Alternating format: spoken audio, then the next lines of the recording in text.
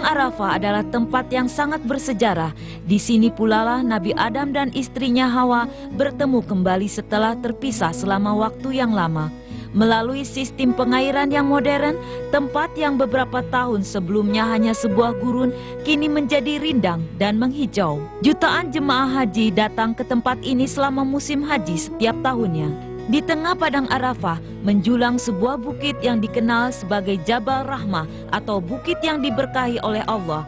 Di atas bukit inilah Nabi Ibrahim dan keluarganya melakukan sujud syukur atas pertemuan dengan keluarganya kembali.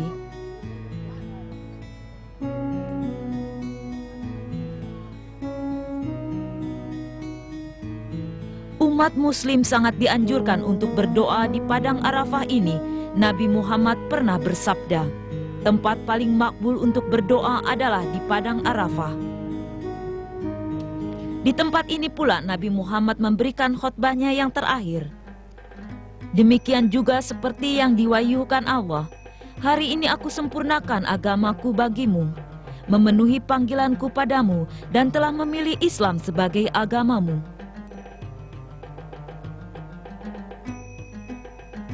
Masjid indah di sisi Padang Arafah adalah Masjid Namirah.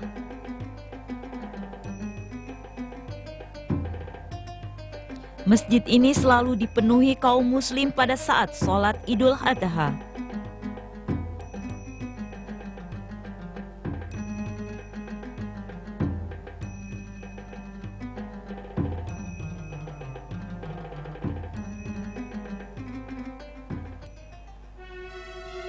Selama perjalanan dari Padang Arafah ke Mekah, Nabi Ibrahim singgah di Muzdalifah.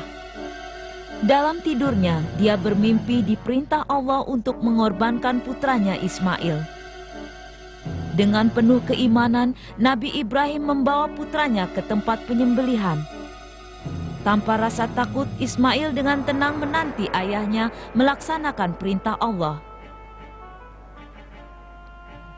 Ketika tiba di Mina, setan datang membujuk Nabi Ibrahim untuk mengabaikan perintah Allah. Nabi Ibrahim melempar setan dengan 3 buah batu untuk mengusirnya.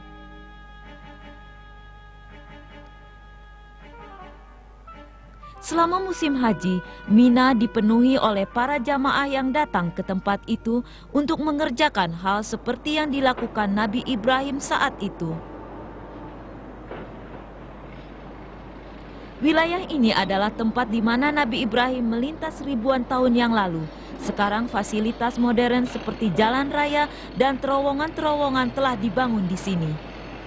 Pemerintah Arab Saudi senantiasa meningkatkan pembangunan di wilayah Mina dan perbukitan kecil di sekitarnya.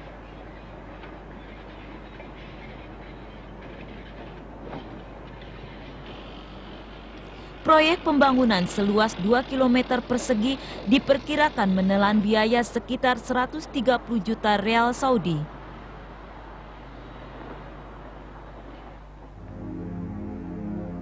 Dikatakan bahwa di Mina setan tidak hanya membujuk Nabi Ibrahim, tapi juga Nabi Ismail.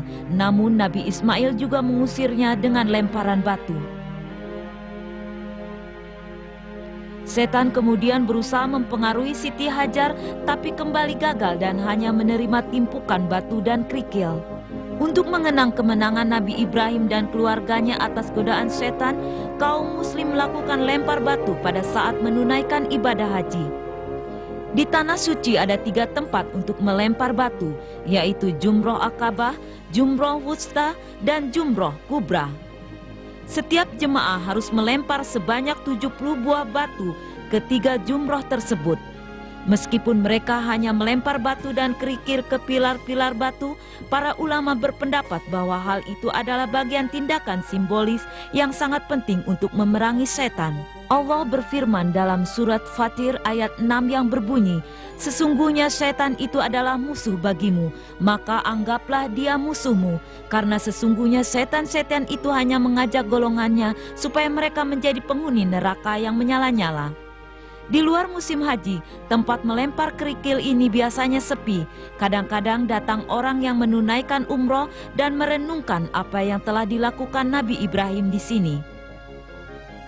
Nabi Ibrahim adalah contoh orang tua teladan. kepatuhan